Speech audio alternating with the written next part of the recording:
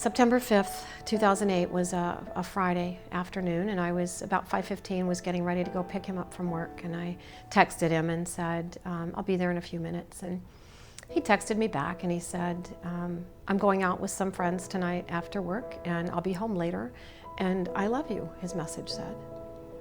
And little did I know that that was going to be the last text message I would ever get from my firstborn child.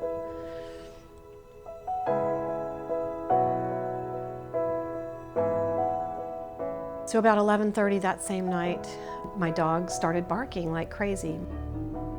So I went and peeked out. We have windows above the door, and I went and peeked out and saw two Florida Highway patrolmen standing on my front porch. And I opened the door and went out onto the front porch because I didn't know why they were there, what they wanted. And they asked me if I had a son named Lewis Hall, and I said, yes, I do. I actually thought they were looking for him. They said, is there anybody else home? And I said, no, I'm the only one here. They asked again if there was anybody that they could, have to be there with me, and I didn't have a clue. They started to tell me about an accident on the Crosstown Expressway in Tampa, and I didn't understand why they were telling me this. And as one of the officers continued to tell me some of the details, I started to say, where is my son? Thinking that they were going to say, you need to go to the hospital.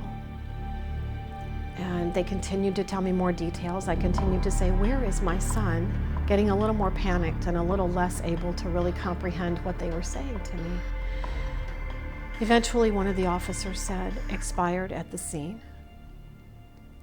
And after I kind of collapsed onto the porch, I got back up and invited them into my living room, and I sat down, and by then my neighbor had come across the street because she knew that something was really bad. One of the first things I said to them was, this kind of stuff doesn't happen to me, right? We all feel invincible. This happens in the newspapers and on TV. This doesn't happen to me.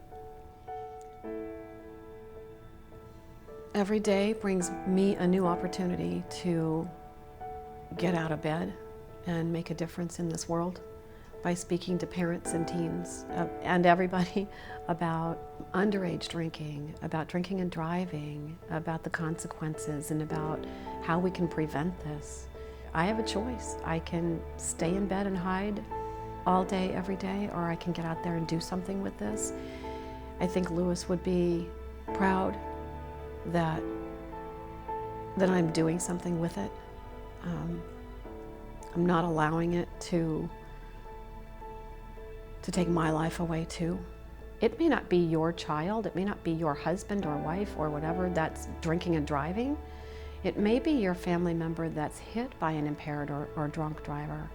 It doesn't have to be us. That was the case with Lewis.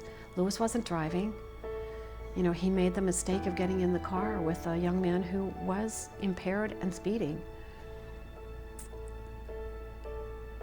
And it happens in an instant. It happens like that. Why did you get in that car?